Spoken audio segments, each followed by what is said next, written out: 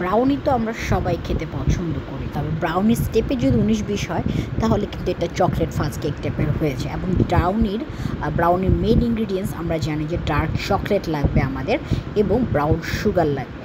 তারপরে আপনি যে কোনো কিছু অ্যাড অন করতে পারেন, ক্যারামেলাইজ দিতে পারেন কিংবা আইসক্রিম দিয়ে সার্ভ করতে পারেন। তো শুরুতে আমি 100 গ্রামের বেশি পরিমাণ ডার্ক চকলেট শ্রেডেড করে নিয়েছি এবং এখানে মার্কো ব্র্যান্ড ব্যবহার করেছি। আপনারা খুব ভালো একটা ব্র্যান্ড ব্যবহার করবেন, তার টেস্টটাও ভালো আসবে।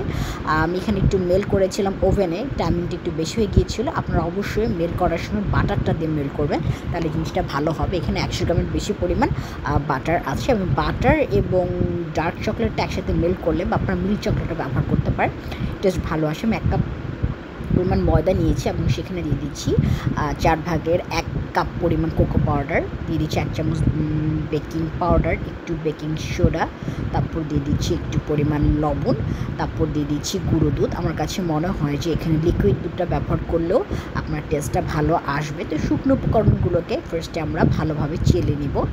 চেলে নেওয়ার পরে সুন্দর করে আমরা একটা স্প্যাচুলা দিয়ে একটু মিক্স করে সাইডে রেখে দিব। অ্যাকচুয়ালি ডিম আমি 2টা দেখালো, এখানে আমি আরও একটা ডিম বাড়িয়ে দিয়েছি, কারণ অনেক সময় দেখা যায় যে আমাদের ব্রাউনের টেক্সচারটা যদি একটু সফট হয় খেতে কিন্তু খারাপ লাগে না। আম্মু একটু পরিমাণ সফট পছন্দ করে, আর সেই জন্যই আমি একটা ডিম বাড়িয়ে দিয়েছি এবং এটাকে একটু হ্যান্ড উইক্সের সাহায্যে ভালো করে বিট করে নেব। তারপর দিয়ে দেবো 1/2 কাপ পরিমাণ সুগার।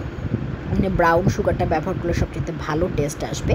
আমি এখানে বাজারে রাখি চিনি ব্যবহার করেছি, দিয়ে দিচ্ছি চকলেট এসেন্স। আপনারা চাইলে এখানে ভ্যানিলা এসেন্স ব্যবহার করতে পারেন। আমার একটু কফির স্বাদটা স্ট্রং ভালো লাগে, আমি এখানে একটু 1 টেবিল চামচ পরিমাণ কফি গুলিয়ে রেখেছিলাম এবং এখানে এখন দিয়ে দিচ্ছি শুকনো উপকরণগুলো। অনেক সময় দেখা যায় যে এই যে বাটার এবং ডার্ক চকলেট এবং কফির মিশ্রণটা আগে ডিমের সাথে মিশে তারপর শুকনো উপকরণ দেওয়া হয়, আমি এটা স্টেপটা পরে করেছি। আমি ট্রেতে বাটার পেপারে ভালো পরিমাণে অয়েল দিয়ে আমি এখন দিয়ে দিব আমার যে ব্যাটারটা ছিল সেটা। তারপরে এটাকে ট্যাপ করে বাবল বের করবো এবং কাঠে দিয়ে সুন্দর করে একটু যদি ভিতরে বাবলগুলো থাকে সেগুলোকে আস্তে আস্তে বের করে দিব। তারপর দিয়ে দেবো চকলেট চিপস। আপনাদের পছন্দ মতো অ্যাড অন ইউজ করতে পারেন, এখানে চকলেট চাক ব্যবহার করতে পারেন, এখানে আরও অনেক কিছুই বেকিংয়ের যা সাজানো জিনিস ব্যবহার করা যায়। তারপর আমার এখানে সময় লেগেছিল প্রায় 15 মিনিটের মতো আমি বেক করেছি। দেখা যাচ্ছে কী পরিমাণ সফট হয়েছিল। অ্যাকচুয়ালি ব্রাউনি একটু পরিমাণ সফট হয়ে একটা ফাজ কেকের মতো হয়েছে।